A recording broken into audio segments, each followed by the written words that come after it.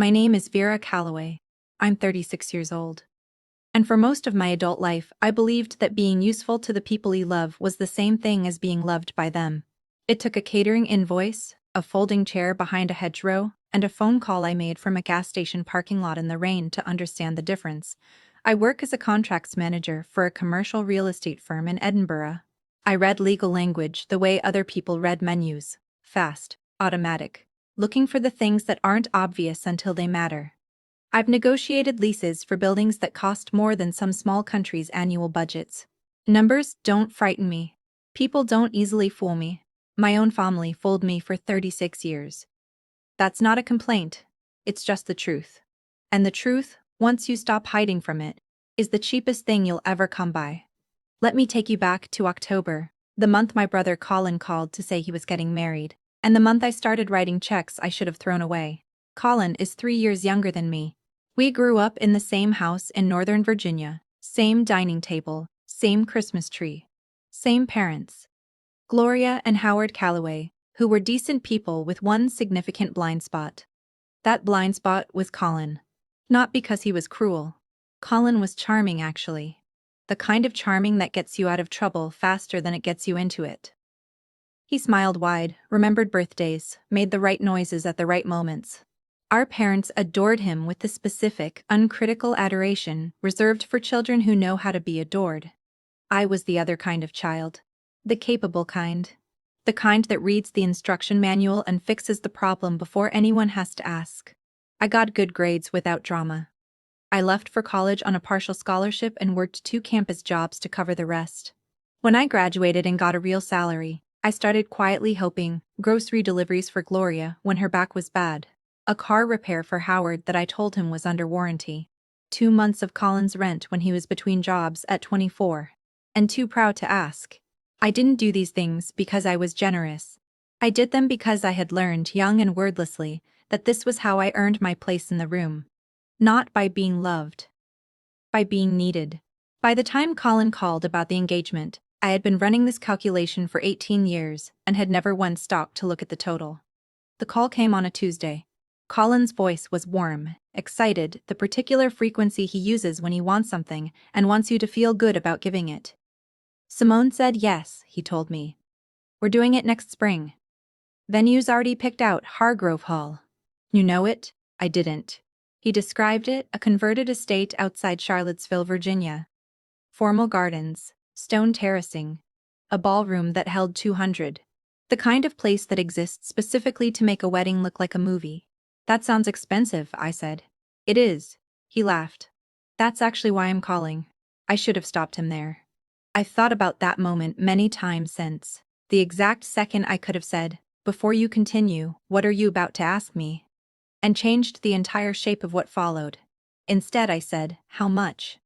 The logistics arrived in stages, the way bad news always does when someone is managing your reaction carefully. First call. The venue required a substantial deposit from a financially verified account holder. Colin and Simone's credit history was, in his words, complicated.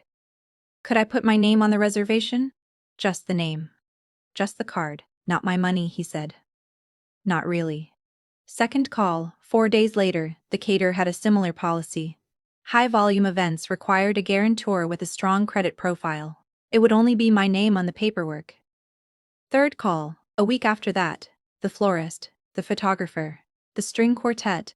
By the end of October, I had signed 6 vendor contracts for a wedding I had been told I was central to planning.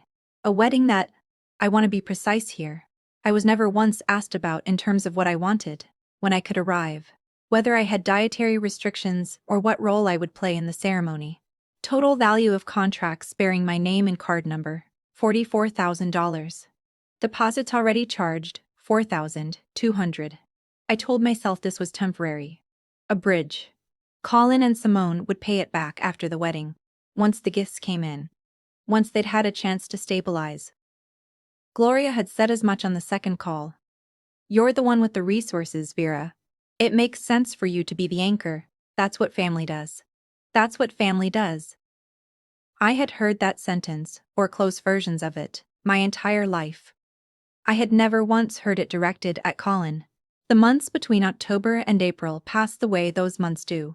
Busy on the surface, quiet underneath, in the way that things go quiet when something is wrong and you're choosing not to examine it. I was not included in the wedding planning group chat. I found this out in February, when Simone posted a photo on her social media of a planning session at Gloria's house. Bridesmaid dresses spread across the living room floor. Champagne flutes, my mother laughing at the center of a circle I had no part of.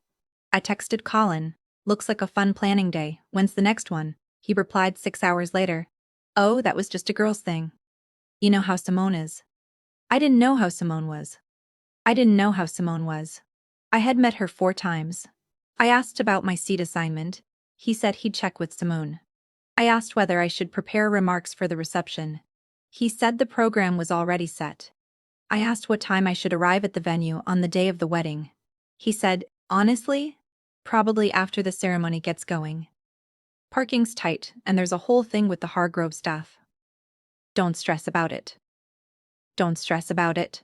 I had $44,000 on the line, and I was being told not to stress about it. My colleague Fiona, who has worked 2 desks over from me for 6 years and who has excellent instincts for when a contract is structured to fail, listened to me describe the situation over lunch in March. "Vera," she said, setting down her fork. "What exactly is your role in this wedding?" "I'm the brother's sister." "And what role does the brother think you have?" I didn't answer immediately. And in that pause, I heard it. The thing I had been very carefully not saying out loud. "Funding," I said. Fiona nodded. She didn't say anything else. She didn't need to. "I want to stop here and ask you something. Have you ever been in a situation where everyone around you seemed to know the terms of an arrangement that nobody had told you about? Where you were the last person to understand your own role in something? Drop your answer in the comments. I read everyone. And if the story is resonating, if you recognize something in it, please subscribe. These stories matter more when they reach the people who need them. Now, let me tell you about the Saturday in April. I flew from Edinburgh to Dulles on a Friday. 7 hours. 1 connection, an aisle seat I'd paid extra for, because I'd learned long ago that you control what you can. The flight was smooth. I used the time productively. I reviewed 2 lease renewals, finished a report I owed my director, and somewhere over the Atlantic, opened the Notes app on my phone and read through the remarks I'd written for the reception. I hadn't been asked to speak, but I had prepared anyway, the way I'd prepare for everything. Quietly, thoroughly, with no guarantee the preparation would be used. The remarks were about Colin, at 8 years old, building an elaborate marble run out of cardboard tubes and masking tape, explaining the physics of momentum to me with a patience and detail that was completely disproportionate to his age. I thought it was funny. I thought people would smile. I closed the Notes app somewhere over the Irish Sea and didn't open it again. Hargrove Hall was 40 minutes outside Charlottesville. I had booked a room at a bed and breakfast nearby, 3 nights, $260 a night, which felt steep but reasonable given the occasion. I arrived Friday evening. The proprietor, a pleasant man in his 60s, asked if I was there for the Callaway Rias wedding. I said yes. He smiled and said, "Lovely family, the Callaways. Your brother was in yesterday with his mother. Colin and Gloria had been in town since Thursday. Nobody had mentioned it." I unpacked slowly, hung the dress I'd chosen, a deep burgundy wrap that I'd bought specifically for this, at a boutique in Edinburgh, full price, and set my shoes beside it. Then I sat on the edge of the bed and called Colin. It rang 4 times. Voicemail. I texted Gloria, "Just checked in. Can't wait for tomorrow. What time should I head over?" She replied 45 minutes later. "Ceremony starts at 3. Hargrove's staff will direct you." I stared at that message for a while, not because it was unusual by my family's standards. Because it wasn't. The morning of the wedding, I dressed carefully. I'm not a person who places enormous weight on appearance, but I understand the language of presentation. I wanted to look like what I was, a grown woman, capable, composed. The kind of person whose name belongs on a contract. I arrived at Hargrove Hall at 2:45, 15 minutes early, which is how I arrive everywhere. Hargrove Hall was genuinely beautiful. Stone pillars, climbing wisteria.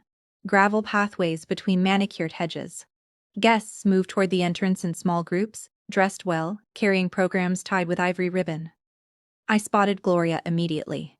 She stood near the entrance to the ceremony garden in a rose gold dress and matching shoes, speaking with a woman I didn't recognize.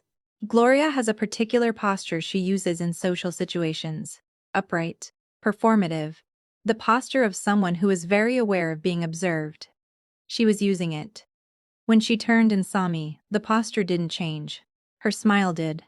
It didn't disappear exactly. It shifted into something smaller, more controlled, the smile of a person whose calculation just changed. Vera. She came toward me. Not an embrace. A placement. Hands on my upper arms, a brief press.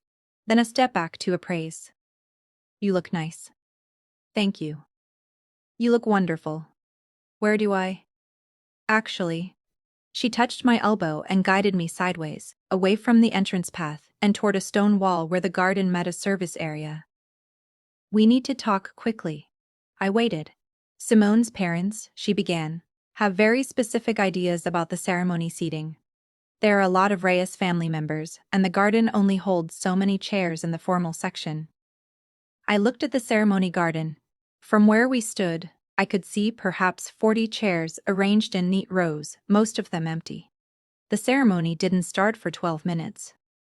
I count open seats from here, I said. It's not about the count. It's about the arrangement. Simone's grandmother needs to be near the aisle, and the whole Reyes side has this structure to it. And the Calloway side is in the third and fourth rows. And honestly, there just wasn't. She stopped. Recalibrated. We've arranged something for you near the terrace. You'll still see everything. Near the terrace. It's lovely, actually. They've set up chairs along the east hedge. You'll have a perfect view. I looked at her. She looked back at me with the expression I had been looking at my entire life, warm on the surface, waiting underneath, already braced for the response and already certain it would work out her way. Gloria. I used her first name. I have called my mother by her first name since I was 22. It unsettled her when I started. She had long since stopped reacting to it. I signed every vendor contract for this wedding. My card is the card on file for $44,000 of services being rendered today. This isn't about, where is my seat, she blinked. A brief calculation behind her eyes. Then, East Terrace. Just past the hedgerow. Sandra from the venue will show you. She turned and walked back to the entrance. I stood on the gravel path for a moment. Around me, guests continued moving toward the ceremony garden. 2 older women in pastel suits. A young couple with a toddler in a bow tie. A man who looked like a Reyes uncle. Dark suit, silver cufflinks, walking with the ease of someone who knew exactly where he was going.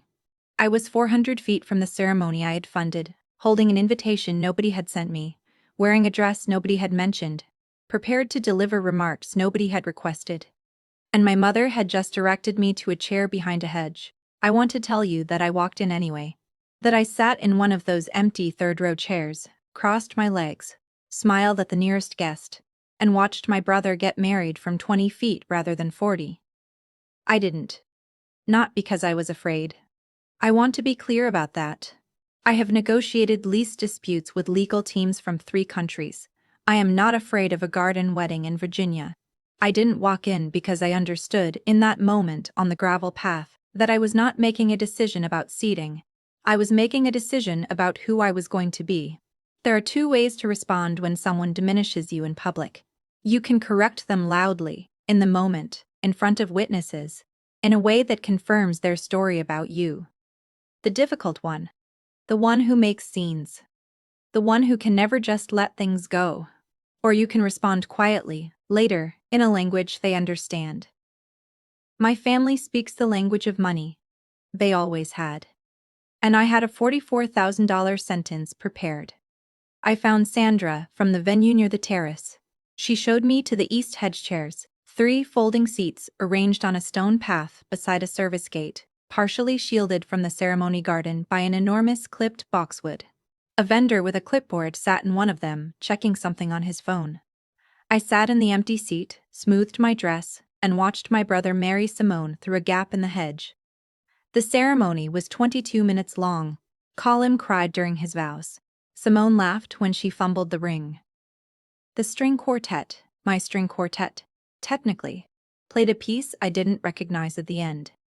Nobody came to check on me during the ceremony. Nobody brought me a program. The vendor with the clipboard offered me a mint from his pocket during the recessional. I thanked him and took it. When the guests moved into the reception hall, I stayed where I was. I opened my phone and made 4 calls. The first call was to Hargrove Hall's reservations and events line.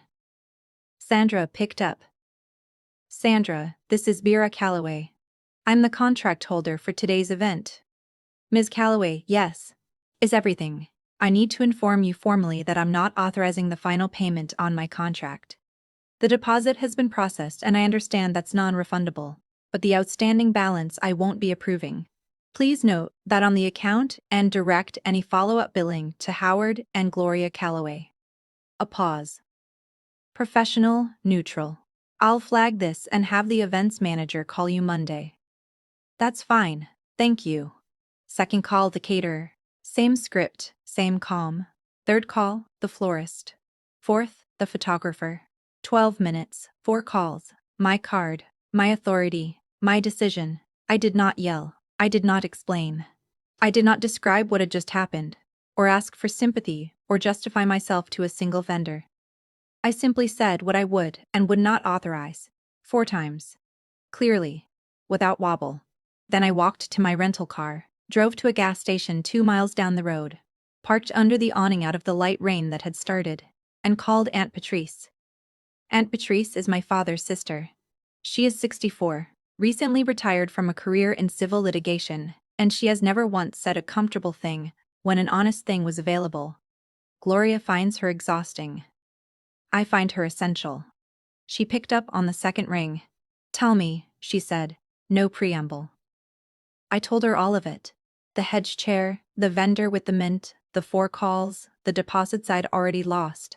I told her calmly, the way I give presentations, because if I tried to tell it any other way, I would have had to feel it. And I wasn't ready for that yet. When I finished, Patrice was quiet for a moment. How much of the $44,000 is still outstanding? She asked. $39,800. And the deposits? $4,200. Gone. Your brother knows your name is on those contracts? He was there when I signed them. Another pause.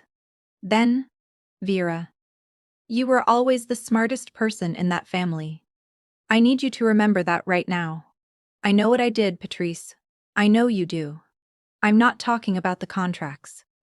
I'm talking about the 36 years before them. She paused. You don't owe them a scene. You don't owe them an explanation. You made 4 calls, that's enough for tonight. Come home, eat something, sleep. The rest will find them on Monday. I sat in that gas station parking lot for another 10 minutes after we hung up. The rain picked up. A truck pulled in beside me, the driver not even glancing over. Just 2 people in separate cars, living their separate lives. I drove back to the bed and breakfast. The proprietor was watching something on television in the sitting room. He said goodnight. I said goodnight. I went upstairs, unzipped the burgundy dress, hung it on the back of the door, and lay on the bed still in my slip. I thought about Colin at 8 years old, explaining momentum with cardboard tubes and masking tape. Then I closed my eyes. The calls came Monday. I had expected them Sunday, but the weekend apparently gave everyone just enough space to organize their outrage before delivering it. Gloria called at 9 in the morning, Edinburgh time. Vera, the venue called your father. They say the payment didn't go through. That's right. What do you mean that's right? I mean I removed my authorization. The outstanding balance has been redirected to you and Howard as the event hosts. A beat of silence. The particular silence of someone who was prepared for an argument and received a statement. You can't do that. I did it. The contracts are in my name, Gloria. I'm the only person with authorization authority. Vera. Her voice shifted. Warmer, slower. The register she uses when she's managing rather than arguing. I know Saturday was not ideal, but surely you can see that this isn't the right response. This is your brother's wedding. It was my brother's wedding. It happened on Saturday. I was there. Behind the hedge. That was a seating issue. We can talk about that. This is $39,000. 39,800. And yes. Vera, if you do this. I've already done it, Gloria. On Saturday night. A longer silence. Then, quieter. Your father is going to be devastated. Then he can call me. She hung up. Colin called 40 minutes later. His voice was different from his mother's. Less managed, more genuinely rattled. Whatever performance he'd been preparing, the crack in it was audible. Vera. What is happening? I removed my payment authorization from the vendor contracts. Everything outstanding routes to Mom and Dad now. This is because of the seating? This is because I funded a wedding I was seated outside of, Colin. Behind a hedge. Next to a vendor with a clipboard. That was Simone's family's. There were a lot of people. There were empty chairs in the third row. I counted them from the service path. Silence. Vera. Come on. You know how Mom gets. She was managing a lot of Colin. I kept my voice even. Did you know she was going to put me outside? A pause that was 3 seconds too long to be innocent. I thought it was going to be on the terrace. Like an overflow area. Not, did you know? Another pause. I thought it would be fine, he said, quietly. There it was. Not an accident, not a miscommunication. A decision made in advance, accepted in advance by the person whose name was not on a single contract and whose credit card had not been charged a single dollar. Then you should have said something, I told him. You had months. He didn't reply immediately. When he did, his voice had the particular quality of a person running out of road. We can't cover $39,000, Vera. I know. Simone's parents aren't going to, they don't have it either. I know. So what do you want me to do? I thought about that question for a moment. What did I want him to do? Apologize? Offer to repay me? Admit that the whole arrangement had been designed around my compliance and my silence? None of those things would give me back the Saturday afternoon I'd spent on a folding chair in the rain. I want you to talk to a bank, I said. I want you and Simone to take out a loan and settle the vendors yourselves. And I want you to understand clearly that this is the last time I will absorb a cost that belongs to someone else in this family. I hung up before he could respond. My father called that evening. Howard Calloway, who communicates primarily through the newspaper, the weather, and the careful avoidance of any domestic conflict that might require him to have an opinion. Zara, he said. His voice was tired. Your mother is very upset. I know. The caterer sent a final notice today. It's not a small number. 39,800. No, it isn't. A long exhale. Can we find a middle ground here? Some kind of arrangement? Dad. I paused. Chose my words the way I choose them in contract negotiations. Carefully, without waste. Where were you on Saturday when Gloria put me behind the hedge? Silence. It was a busy day, and your mother. Were you in the ceremony garden? Yes. In a chair? Yes. Was that chair in the formal section? Silence.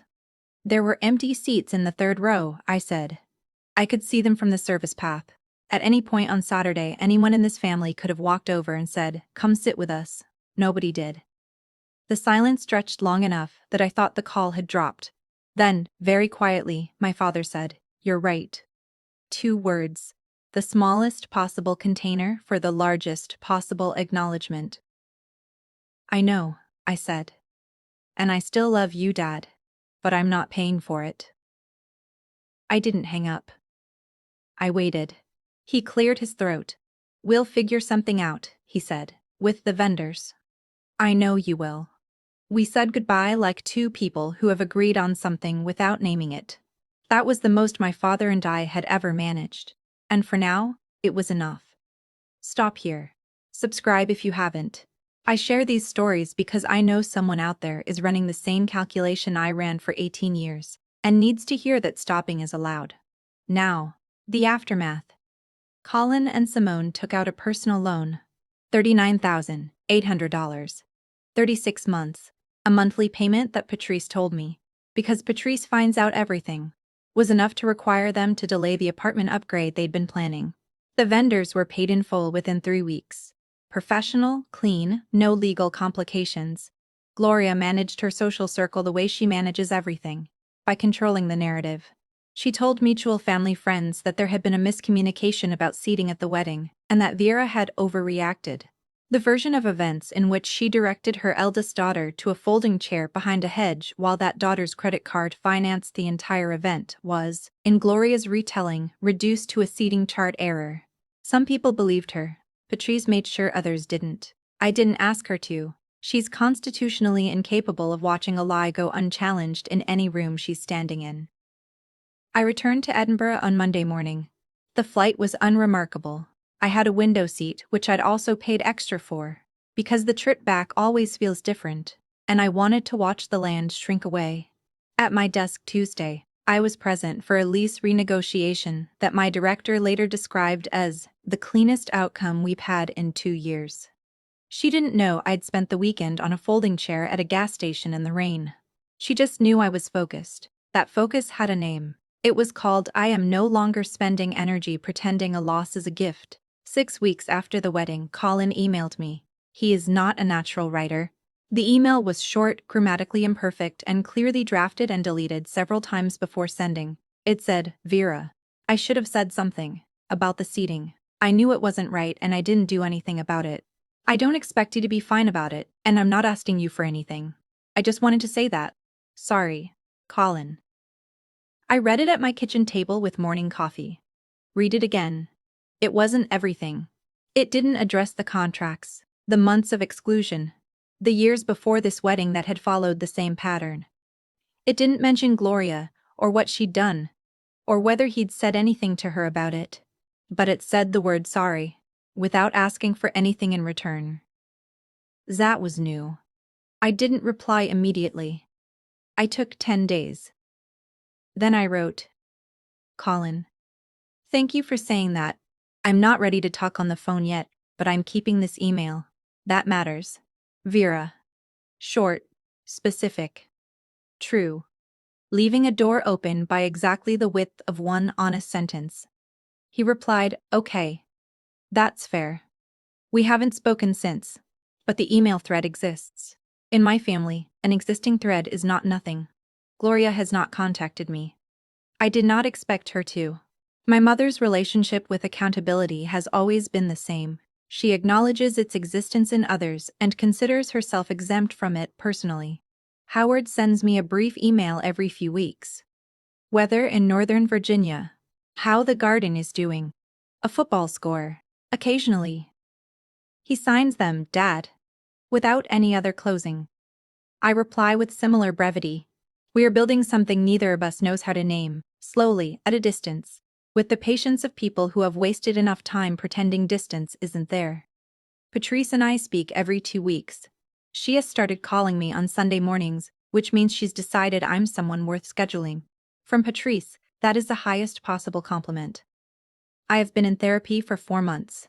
My therapist is a quiet, precise woman who once said to me, in our 3rd session, Vera, you've spent your whole career reading contracts written by other people. When did you start reading the ones your family wrote for you? I didn't have an answer. I'm still finding it. What I know now that I didn't know in October is this. The contracts my family wrote for me were never financial. Money was just the medium. The actual contract was simpler and more brutal. You will be useful. You will be silent. You will absorb what we cannot carry, and in exchange you will be permitted to call yourself part of this. I signed that contract at 15, when I started making myself smaller, so Colin could seem larger. I signed it at 22 when I co-signed a loan nobody paid back. I signed it at 36 when I put $44,000 on a credit card for a wedding I attended from behind a hedge. I don't regret any of it except this. I wish I had read the fine print sooner. Here's what the fine print said. You will never be in the photos. You will never have a chair. You will never be the person the toast is about. You will be the infrastructure, invisible, load-bearing, and the last person anyone thanks when the ceiling holds. I do not hate my mother. I have worked very hard not to, and the work is honest. She is a woman who decided at some point that her family's image mattered more than her family's truth. And she has been managing the gap between those two things ever since. It is exhausting and it has cost her more than she knows. I do not hate my brother. He is a man who learned early that someone else would pay the price, and he never had a reason to stop believing it until I gave him one. I am not the villain of this story. I was the infrastructure. And infrastructure has a right to stop holding up structures that were never built to include it. I live in Edinburgh. I have a flat I chose because of the light in the kitchen in the morning. I have a job I'm good at and a colleague named Fiona who orders an extra coffee for me whenever she runs to the cafe without being asked. I have Aunt Patrice on Sunday mornings and a therapist on Tuesday afternoons, and a notes app full of remarks I wrote for a reception where nobody called my name. I deleted those remarks last month. Not out of bitterness, out of accuracy. They belonged to a version of the day that didn't happen, and I don't need to carry the script for a scene that was never going to be performed. What I kept was something else. The understanding. Hard and clear and entirely my own. That showing up is not the same as being welcomed. That paying is not the same as belonging. That the most expensive thing you will ever buy is a seat at a table that was never designed for you, and the bravest thing you will ever do is push back your chair and build your own. $4,200 in non-refundable deposits. $740 for the flight. 3 nights at the bed and breakfast, $780. The dress. The gift I left in my hotel room, unopened, because I had never found the right moment to give it. Call it $6,000, flat. $6,000 and 36 years to learn that my value is not in my credit score. Honestly, bargain. If you're the one in your family who always pays, in money, in silence, in swallowed feelings, and unacknowledged sacrifice, I want you to hear this. You are not an infrastructure. You are a person. The people who have reduced you to a function are not showing you who you are. They're showing you what they need. And those are different things. You don't have to make a scene. You don't have to send the devastating message. You don't have to win in front of an audience. You just have to stop signing whatever version of the contract your family wrote for you. Read the fine print. Decide whether you're still willing to authorize the charge. I wasn't. I'm not. And if you've been waiting for someone to tell you that's allowed, consider this your sign. Thank you for staying until the end. Drop boundary or pay in the comments and tell me what you would have done. I read every single one. Subscribe if these stories reach something real. Share this with someone who's been the infrastructure long enough. And I'll see you in the next one.